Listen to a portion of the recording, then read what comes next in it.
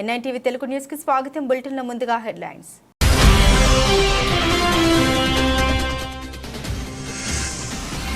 America విధానాలపై ఇతర దేశాలు ఆగ్రహం. అమెరికా సరిహద్దు అధికారులు పర్యాటకులను అడ్డగించి సోదాలు.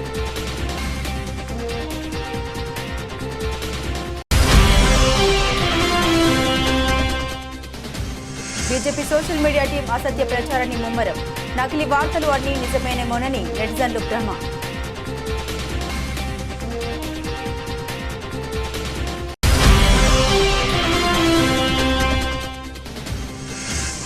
ఛత్తీస్గఢ్లో మరోసారి ఎన్కౌంటర్. భద్రతా దళాల కాల్పులో 3 మావోయిస్టులు మృతి.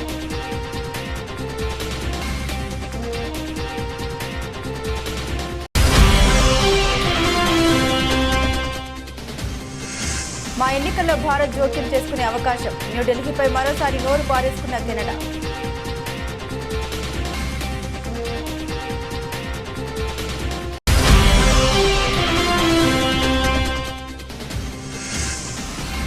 $700 తగ్గిన బంగారం ధర. పెట్టుబడిని గోల్డ్ నుండి ఈక్విటీలోకి మళ్లించడం వల్లే ధరలు తగ్గుముఖం.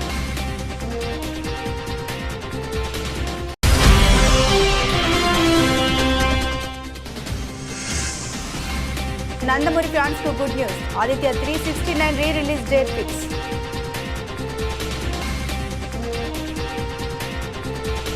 స్టాచ్యూ ఆఫ్ లిబర్టీ దగ్గర సెల్ఫీ తీసుకోవాలని, ఎంపైర్ స్టేట్ బిల్డింగ్ పై నుండి నగర అందాల్ని వీక్షించాలని కలలు కంటున్నారా? అయితే ఒక్క క్షణం ఆగండి. అంతర్జాతీయ సందర్శకులుగా అమెరికాలో మీ హక్కులేమిటో ముందు తెలుసుకోండి. అధ్యక్షుడిగా డొనాల్డ్ ట్రంప్ మళ్లీ వైట్ హౌస్ లో అడుగుపెట్టిన తర్వాత తన ఎన్నికల ప్రచారంలో చేసిన వాగ్దానాల మేరకు ఆయన కఠిన ఇమిగ్రేషన్ విధానాన్ని పునఃప్రవేశపెట్టారు. ఇటీవలి కాలంలో అమెరికాకు పయనమైన వందలాది మంది పర్యాటకులు సరిహద్దుల వద్దే బందీలుగా మారడం విదేశీ పర్యాటకుల్ని ఆందోళనకు గురి చేస్తుండగా అమెరికా విధానాలపై ఇతర దేశాలు ఆగ్రహాన్ని వ్యక్తం చేస్తున్నాయి. సవ్యమైన ట్రావెల్ డాక్యుమెంట్లు ఉన్నప్పటికీ అమెరికా సరిహద్దు అధికారులు పర్యాటకుల్ని అడ్డగించి సోదాలు చేయడం ఇప్పుడు సర్వసాధారణంగా మారింది. ఒక వ్యక్తిని దేశంలోకి అనుమతించాలా వద్దా అన్న విషయాన్ని నిర్ధారించుకోవడానికి ఎంట్రీ పాయింట్ల వద్ద ఎవరినైనా అడ్డుకునే అధికారం అమెరికా కస్టమ్స్ అధికారులకు ఉంది.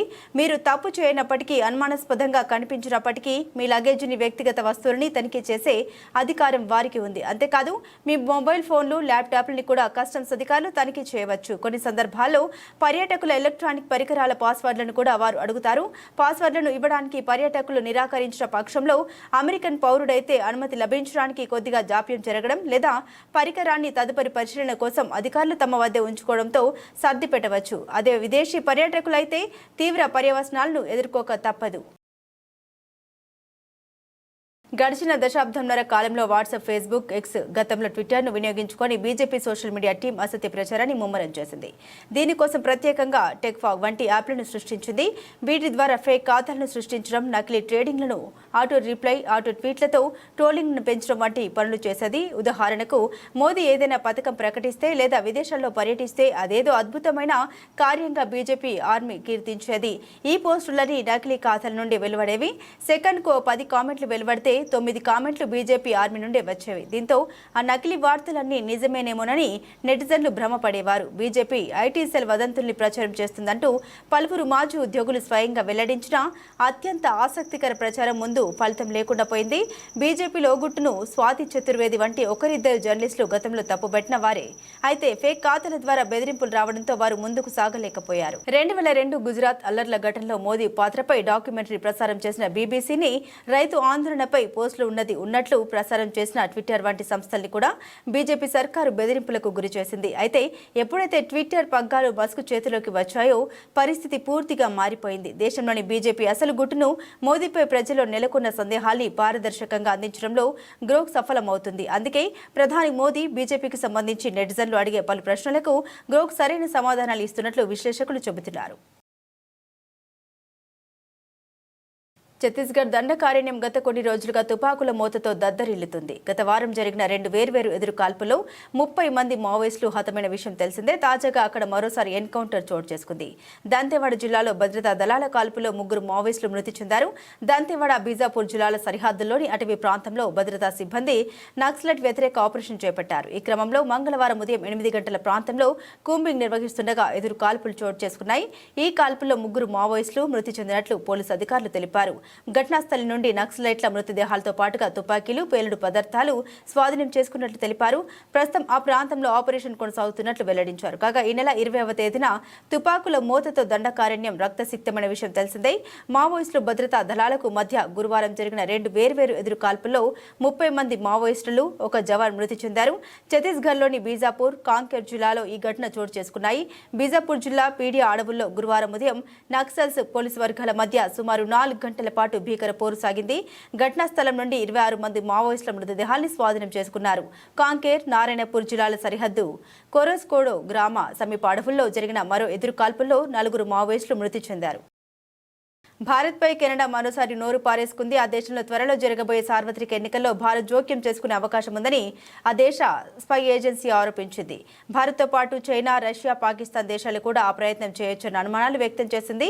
Canadian Security Intelligence Service deputy director Vanessa Lloyd మీడియాతో మాట్లాడుతూ ఈ వ్యాఖ్యల్ని చేశారు. త్వరలో మా దేశంలో జరగబోయే ప్రజాస్వామ్య ప్రక్రియలో జోక్యం చేసుకునేందుకు PRC, people's republic of China AI ఆధారిత సాధనాలను ఉపయోగించే అవకాశం ఉందని మాకు సమాచారం ఉంది. ఈ ఎన్నికల ప్రక్రియలో జోక్యం చేసుకునే ఉద్దేశం, సామర్థ్యం భారత ప్రభుత్వానికి కూడా ఉందని మేము భావిస్తున్నాం.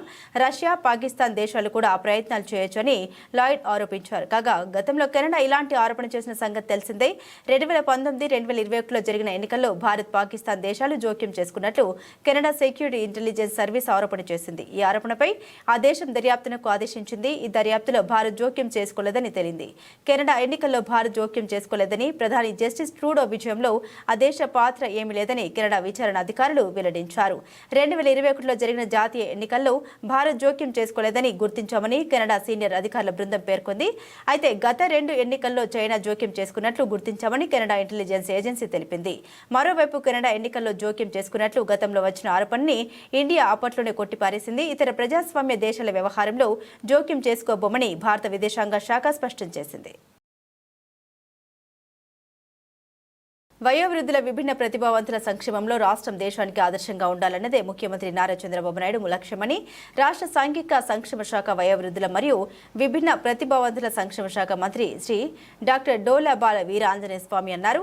మంత్రి అధ్యక్షతన వెలగపూడి సచివాలయంలో సీనియర్ సిటిజన్స్ స్టేట్ కౌన్సిల్ 2వ సమావేశం మరియు state advisory board of disability సమావేశం నిర్వహించారు. ఈ సమావేశంలో వయోవృద్ధుల ఆరోగ్య సంరక్షణ, వృద్ధాశ్రమాల ఏర్పాటు, సామాజిక భద్రతా పెన్షన్లు, గ్రామ వార్డు సచివాలయాల ద్వారా డిజిటల్ కార్డుల పంపిణీ, విభిన్న ప్రతిభావంతులకు వైకల్యం ధృవపత్రాల జారీ, ప్రధానమంత్రి దివ్యాస కేంద్రాలు, పీఎండీకేలు స్థాపన మరియు ఉపకరణాల సరఫరా, వివిధ అభివృద్ధి పథకాలు కార్యక్రమాల్లో 5% రిజర్వేషన్ల అమలు, వసతి గృహాలు, కళాశాలలో విద్యను అభ్యసిస్తున్న విభిన్న ప్రతిభావంతుల విద్యార్థులకు డీబీటీ మోడ్లో పెన్షన్ల పంపిణీ తదితర అంశాలపై మంత్రి డాక్టర్ డోలా శ్రీ బాల వీరాంజనేయ స్వామి సమీక్షించారు. బండి సంజయ్ రాజకీయ పబ్బం కోసం యువత భవిష్యత్తు నాశనం చేస్తున్నారని, బండి సంజయ్ గౌరవప్రదమైన కేంద్ర మంత్రి పదవిలో ఉండి మాజీ సీఎం కేసీఆర్ దొంగ నోట్లు ముద్రిస్తున్నారని నిరాధార ఆరోపణ చేశారన్నారు కోరుట్ల ఎమ్మెల్యే డాక్టర్ సంజయ్. ఒక బాధ్యత కలగాల్సిన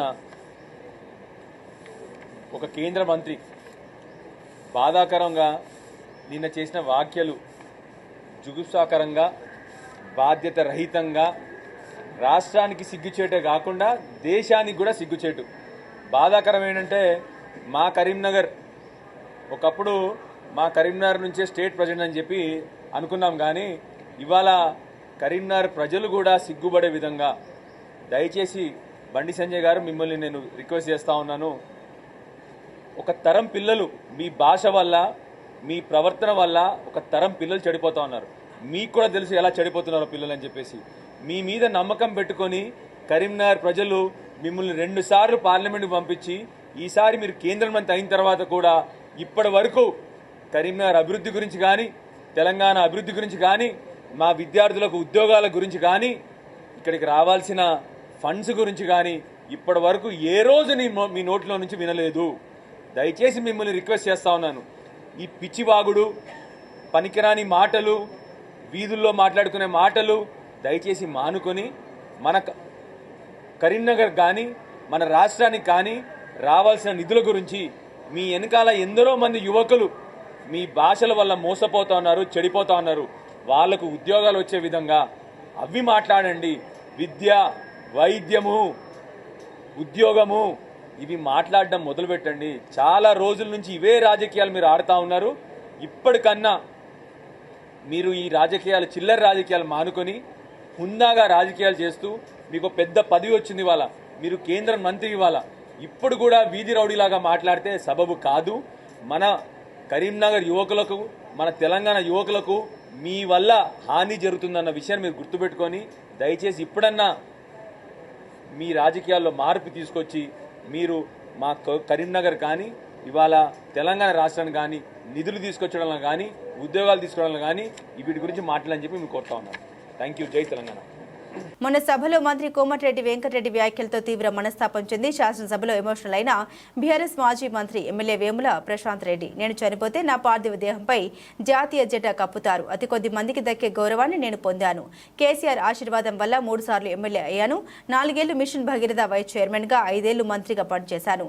భగవంతుడు నాకు ఇచ్చిన శక్తి మేరకు పనిచేశాను. సభలో మాట్లాడుతుంటే సభ్యులు అంతరాయం కలిగిస్తున్నారు. అది లేకుండా చూడాలని సభాపతికి విజ్ఞప్తి చేస్తున్నామన్నారు బీఆర్ఎస్ మాజీ మంత్రి ఎమ్మెల్యే వేముల ప్రశాంత్ రెడ్డి. తమకు విషయం మనవి చేయాలి అధ్యక్ష. కేసీఆర్ గారి దయ వల్ల, బాల్కొండ నియోజకవర్గ ప్రజల దయ వల్ల నేను 3 సార్లు వరుసగా ఈ శాసనసభకు ఎన్నికవుతూ వస్తా ఉన్నాను అధ్యక్ష. కేసీఆర్ గారు నన్ను ఒక 4 సంవత్సరాలు మిషన్ భగీరథ వైస్ చైర్మన్గా, 5 సంవత్సరాల మంత్రిగా నాకు అవకాశం ఇచ్చినారు అధ్యక్ష. నేను మంత్రిగా, మిషన్ భగీరథ వైస్ చైర్మన్గా ఆ దేవుడు నాకు ఇచ్చిన శక్తి మేరకు కేసీఆర్ గారి మార్గనిర్దేశకత్వంలో ఈ రాష్ట్రానికి సేవ చేసుకున్నాను అధ్యక్ష. అయితే అధ్యక్ష, నేను చనిపోతే నా పార్థివ శరీరం మీద జాతీయ జెండా కప్పుతారు అధ్యక్ష. జాతీయ జెండా కప్పి గన్ సల్యూట్ కూడా చేస్తారు. అట్లా ఈ రాష్ట్రంలో చాలా కొద్ది మందికి ఆ గౌరవం ఉన్నది అధ్యక్ష. ఆ కొద్ది మందిలో నేను ఒక్కని. కాబట్టి ఈ శాసనసభలో మాట్లాడే సందర్భంలో తమరు మైక్ ఇస్తే, తమరు అవకాశం ఇస్తే బాధ్యతగా మాట్లాడటానికి నేను ప్రయత్నం చేస్తా అధ్యక్ష. ఎక్కడ కూడా ఎవరిని కూడా కించపరిచే విధంగా కావచ్చు, సబ్జెక్ట్ డివేట్ అయ్యే విధంగా కావచ్చు మాట్లాడకుండానే అధ్యక్ష, ఇటువంటి దయచేసి సభను ఆర్డర్లో పెట్టి నాకు ఇంటరప్షన్స్ లేకుండా నేను చెప్పిన తర్వాతే. కలెక్టర్ అంటే దర్పం కాదు. ప్రజల్లో మనిషి అయి ప్రగతి మనసుతో ఆలోచించి తన పదవీ కాలంలో ఆ జిల్లాపై చెరగని ముద్ర వేయాలన్నారు. కేంద్రం సహకారంతో పోలవరం త్వరలో పూర్తవుతుంది. సెల్ఫ్ ఫైనాన్స్ ప్రాజెక్టు, అమరావతి రాజధాని పనులు మొదలయ్యాయి. ప్రగతి పనుల్లో ప్రజలు భాగస్వాములు కావాలన్నారు సీఎం చంద్రబాబు నాయుడు. మీరందరూ కలెక్టర్స్, కలెక్షన్ ఆఫ్ రెవెన్యూ. ఇప్పటికి కూడా మీ అందరికి ఎందుకు రిమైండ్ చేస్తుందంటే మీ మైండ్లో నుంచి అది తీసేయాలి. ఇప్పుడు మీరు chief executive of the district, collector and magistrate అన్నప్పుడు ఎక్కడ కూడా ఎలాంటి అవాంఛనీయ సంఘటనలు జరగకుండా అదే మాదిరిగా ఫ్యూచర్ ని మీరు ప్లాన్ చేసే పరిస్థితిలో ఉండాలి. అట్లా కాకుండా ఒక అథారిటేరియన్ గా మేము రూమ్ లో నుంచి బయట రాము, లేకుంటే కలెక్టర్ అంటే దర్బార్ ఉంటుంది. ఇంతమంది పాత రోజులు ఉండేవి, నాకు బాగా జ్ఞాపకం. ఎంఆర్ఓ ఆఫీస్ ఉండేది. మీరు కొత్త కాబట్టి, మీరు కొంత యంగ్స్టర్స్ కాబట్టి మీకు తెలియదు. ఏసీ రూమ్ లో కూర్చొని పంకా పెట్టుకునేవాళ్ళు, మనిషి ఉండి దాన్ని లాగుతా ఉండేవాడు. అంటే అది స్టేటస్ సింబల్ అయిపోయింది. బ్రిటిష్ వాళ్ళు ఉన్నప్పుడు కరెంటు లేదు కాబట్టి ఫ్యాన్ కూడా సరిగా లేకపోతే పంకా పెట్టి దాన్ని లాగుతూ ఉంటారు, గాలి ఇస్తూ ఉంటారు. అలాంటి ఓల్డ్ అడ్మినిస్ట్రేషన్.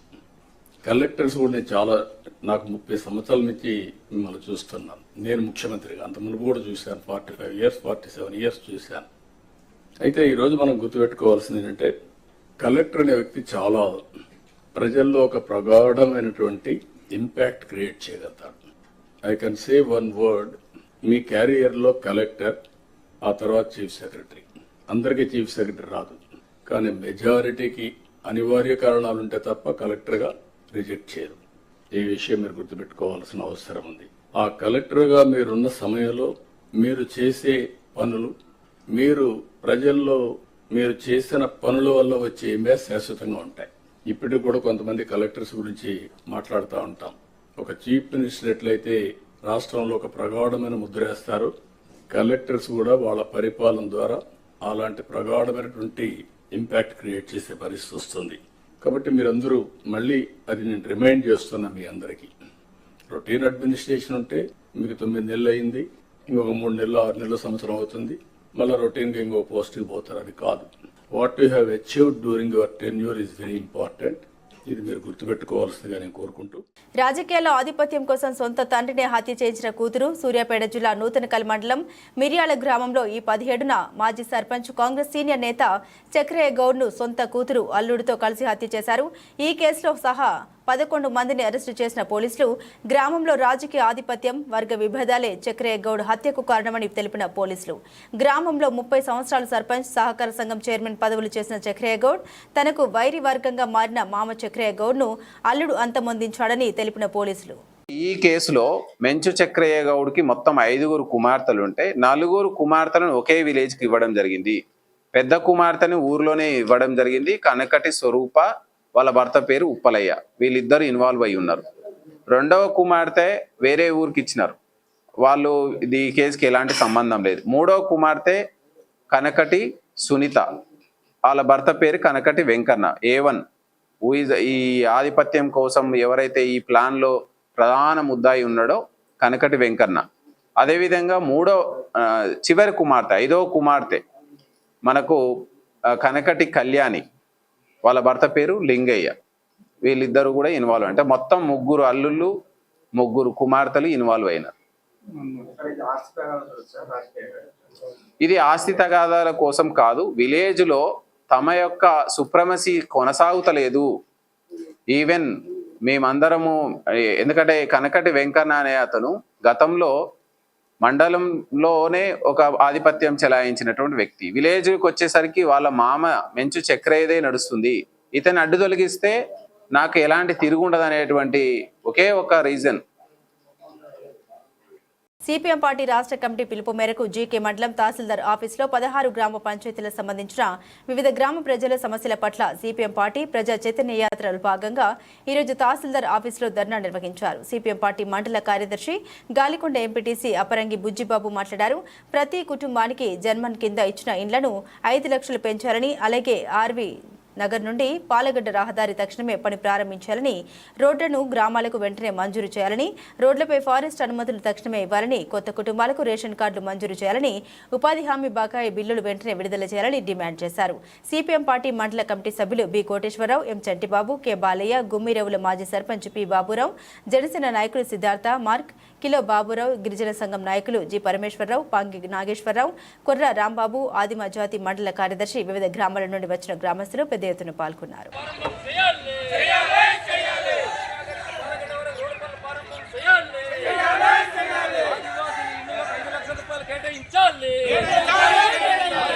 నిర్మాణం కోసం 5 లక్షల రూపాయలు ప్రభుత్వం కేటాయించాలి.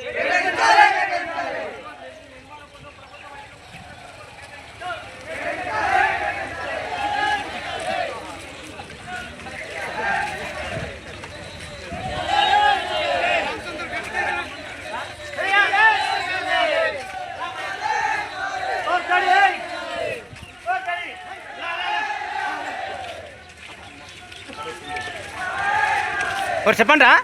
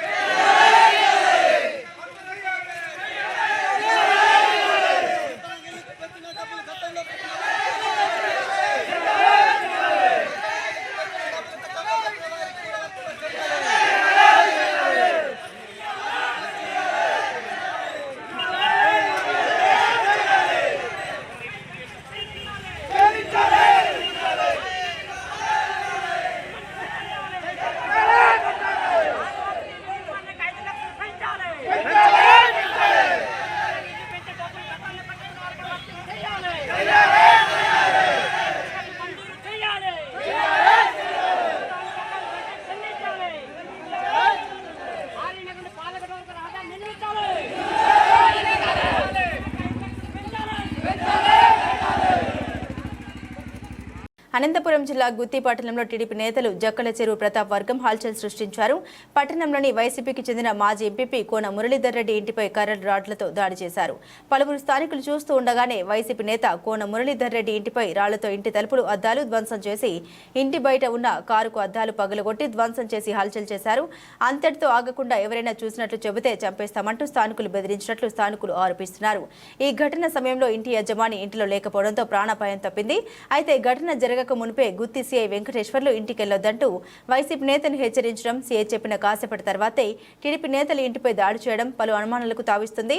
అదేవిధంగా జక్కల చెరువు ప్రతాప్ వర్గం పెద్ద ఎత్తున భూములను కబ్జాలు చేస్తూ చెరువులో అక్రమంగా ఇసుకను తరలించడం, మండల పరిధిలో పెద్ద ఎత్తున పేకట్ట స్థావరాలను కూడా ఏర్పాటు చేసినట్లు అనేక ఆరోపణలు కూడా ఉన్నాయి. వీటిని దృష్టిలో ఉంచుకొని గొడవలను నివారించాల్సిన గుత్తి సీఐ వైసీపీ నేతను బెదిరించడం ప్రజల్లో తీవ్ర చర్చనీయాంశంగా మారింది. ఎవరో వచ్చి రాళ్ళు సిరిపోయినా ఎన్ని గంటల సమయంలో? అర్ధ గంట పైన అయింది. ఎంతమంది వచ్చినారు? వచ్చింటారు 50-60 మంది అన్న వచ్చింటారు. ఎందుకు? అది ఏమో విషయం జరిగింది, మనకు కూడా తెలియదు. మేము ఇక్కడ ఉన్నాము. రాళ్ళు సిరిపోయినా. మీరు చూసినారా? ఇక్కడ ఉన్నారు కదా, మీరు చూసినారా? ఎవరు వాళ్ళ పేర్లు ఏదో తెలియదు మాకు. ఇక్కడ ఏ ఊరు వెళ్ళినా? బండి సంజయ్ కరీంనగర్ కార్పొరేటరా, కేంద్ర మంత్రి? బండి సంజయ్కి అసలు చదువొచ్చా? పాన్ షాప్ల దగ్గర గుట్కాలు వేసుకున్నోడిలా మాట్లాడుతున్నాడు. బండి సంజయ్ అడ్డమైన వెధవలాగా కేసీఆర్ మీద నిరాధార ఆరోపణ చేస్తున్నారు. కుక్క తోకకు గుండ్రాయి కట్టినా చక్కగా కాదు అన్నట్టు బండి సంజయ్ బుద్ధి చక్కగా కాదు. బండి సంజయ్ నిజంగా కేంద్ర మంత్రి అయితే ఆరోపణలు నిరూపించాలని సవాల్ విసిన ఎమ్మెల్సీ దాసోజు శ్రవణ్. బండి సంజయ్ నిజంగానే మొగోడైనట్టయితే, నిజంగానే కేంద్ర హోంమంత్రి అయినట్టయితే, నిజంగానే నైతికత ఉన్నట్టయితే, దమ్ము ధైర్యం ఉన్నట్టయితే ఆ అడ్డమైన అధికారి ఎవడు? వాని పేరు ఎందుకు చెప్పట్లేవు బయటికి? ఎందుకు ఆ రోజు అధికారంలో ఉన్నటువంటి ఒక ముఖ్య నాయకుడు ఆ సదరు అధికారిని బీదర్కు పోకుండా ఆపిండు అని చెప్పని బండి సంజయ్ చెప్తా ఉన్నాడు. దమ్ము లేదా బండి సంజయ్ నీకు? చెప్పు, అధికారి పేరు చెప్పు. ఆ రోజు ఉన్నటువంటి ఒక ముఖ్య నాయకుడు ఎవడో వాడి పేరు చెప్పు. వాడి పేరు చెప్పవు, వీడి పేరు చెప్పవు. అడ్డమైనటువంటి ఒక వెధవ లెక్క నువ్వు ఇష్టం వచ్చినట్లు ఇవాళ కేసీఆర్ గారి పైన నిరాధారమైన ఆరోపణలు చేస్తే న్యాయమా బండి సంజయ్ అని చెప్పని ఇవాళ నేను ప్రశ్నిస్తా ఉన్నాను. ఇవాళ దేశ అంతర్గత రక్షణకు బాధ్యుడైనటువంటి ఒక హోంశాఖకు మంత్రిగా ఉండి కుక్కతో ఒక గుండ్రాయి కట్టినా చక్కగా కాదన్నట్టుగా ఇవాళ బండి సంజయ్ గారు వ్యవహరిస్తా ఉన్నారు.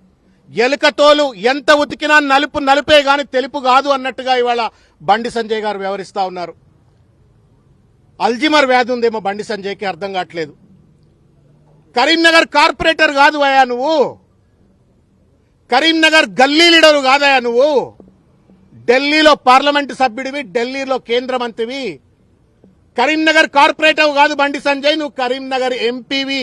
ఈ సోయి మరిచి ఇవాళ ఇష్టం వచ్చినట్టు మాట్లాడుతూ ఉండు. నేను ఇంత పరుషంగా మాట్లాడను, కానీ మాట్లాడవలసిన అవసరం ఏర్పడతా ఉంది. ఎందుకంటే ఉన్నతమైనటువంటి ఒక పదవుల్లో ఉన్న వాళ్ళు ఆరోపణలు చేసినప్పుడు ఆ ఆరోపణలను సహేతుకంగా రుజువు చేయవలసిన ఒక బాధ్యత వాళ్ళపైన ఉంటుంది.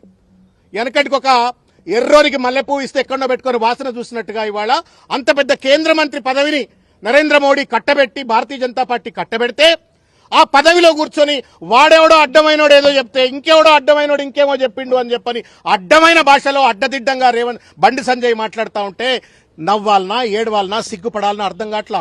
Bandi Sanjay is not an individual. Bandi Sanjay Bharatiya Janata party నాయకుడే కాదు. బండి సంజయ్ నా భారత ప్రభుత్వానికి కేంద్ర మంత్రి కూడా.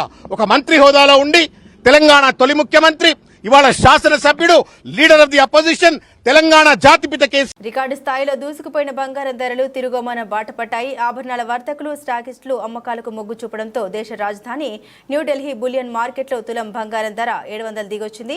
దీంతో 99.9% స్వచ్ఛత కలిగిన 10 గ్రాముల బంగారం ధర 90,550కి తగ్గినట్లు ఆల్ ఇండియా సరఫరా అసోసియేషన్ వెల్లడించింది. ఉక్రెయిన్, రష్యా దేశాల మధ్య జరుగుతున్న యుద్ధం ఎట్టకేలకు ముగింపు పలికే అవకాశాలు ఉండడంతో ఇన్వెస్టర్లు తమ పెట్టుబడుల్ని గోల్డ్ నుండి ఈక్విటీల్లోకి మళ్లించడం వల్లే ధరలు తగ్గుముఖం పట్టాయని బులియన్ వర్తకులు వెల్లడించారు. దీంతో ధరలు వరుసగా 3వ రోజు తగ్గాయి. మరోవైపు వెండి ధరలు పెరిగాయి.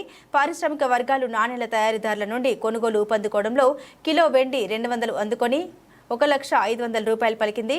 అంతర్జాతీయ మార్కెట్లో ఔన్స్ గోల్డ్ $3,028.90 పలకగా వెండి $30కు పైగా కొనసాగుతుంది. టాలీవుడ్ సీనియర్ నటుడు నందమూరి బాలకృష్ణ నటించిన క్లాసిక్ చిత్రాల్లో ఆదిత్య 369 ఒకటి. సైన్స్ ఫిక్షన్ బ్యాక్ డ్రాప్ లో వచ్చిన ఈ సినిమాకు దిగ్గజ దర్శకుడు సంగీతం శ్రీనివాసరావు దర్శకత్వం వహించగా 1991 ఆగస్టు 18 విడుదలైన ఈ చిత్రం సూపర్ హిట్ అందుకోవడమే కాకుండా పలు అవార్డులను గెలుచుకుంది. ఈ చిత్రం భారతీయ సినిమాలో మొట్టమొదటి టైమ్ ట్రావెల్ చిత్రంగా పరిగణించబడుతుంది. ఇక ఈ సినిమాలో బాలకృష్ణ విజయనగర సామ్రాజ్య రాజు శ్రీ కృష్ణదేవరాయలుగా నటించి అలరించారు. అయితే ఈ సినిమా వచ్చిన 34 ఏళ్ల తర్వాత మూవీని మళ్లీ రిలీజ్ చేయబోతున్నట్లు చిత్ర బృందం ప్రకటించిన విషయం తెలిసిందే. మొదట సమ్మర్ కానుకగా మే నెలలో విడుదల చేద్దామనుకున్నారు మేకర్స్. అయితే అభిమానులకు గుడ్ న్యూస్ చెబుతూ ఒక నెల ముందుగానే విడుదల చేయబోతున్నారు. తాజాగా ఈ సినిమా విడుదల తేదీని మేకర్స్ ప్రకటించారు. ఈ సినిమాను ఏప్రిల్ 4న రిలీజ్ చేయనున్నట్లు ప్రకటించారు. ఈ సందర్భంగా కొత్త పోస్టర్ను పంచుకున్నారు. ఇళయరాజా సంగీతం అందించిన ఈ చిత్రంలో మోహిని హీరోయిన్ గా నటించగా అమరీష్ పురి, టీను, ఆనంద్, నటుడు తరుణ్, సుత్తివేలు తదితరులు ఈ సినిమాలో కీలక పాత్రల్లో నటించారు. ఈ చిత్రాన్ని ఎస్ అనిత కృష్ణ నిర్మించారు. ఎస్పీ బాలసుబ్రహ్మణ్యం సమర్పణలో శ్రీదేవి మూవీస్ బ్యానర్ పై తెరకెక్కింది. బులెటిన్ ముగించే ముందు హెడ్లైన్స్ మరోసారి.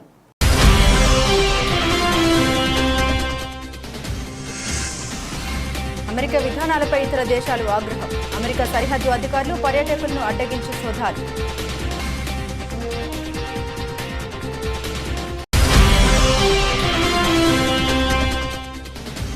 బీజేపీ సోషల్ మీడియా టీం అసత్య ప్రచారాన్ని ముమ్మరం.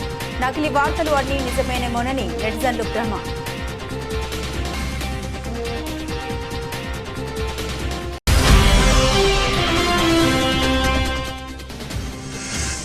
ఛత్తీస్గఢ్లో మరోసారి ఎన్కౌంటర్. భద్రతా దళాల కాల్పులో 3 మావోయిస్టులు మృతి.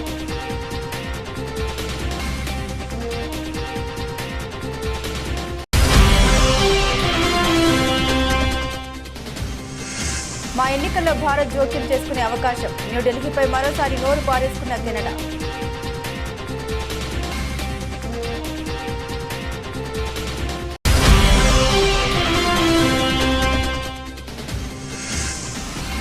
$700 తగ్గిన బంగారం ధర. పెట్టుబడిని గోల్డ్ నుండి ఈక్విటీలోకి మళ్లించడం వల్లే ధరలు తగ్గుముఖం.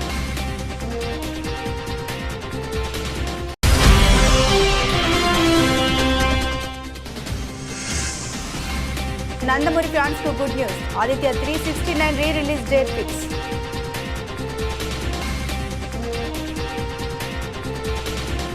ఇవి ఈ బులెటిన్లోని విశేషాలు. తిరిగి మరో బులెటిన్తో మళ్ళీ కలుసుకుందాం. అంతవరకు సెలవు. నమస్కారం.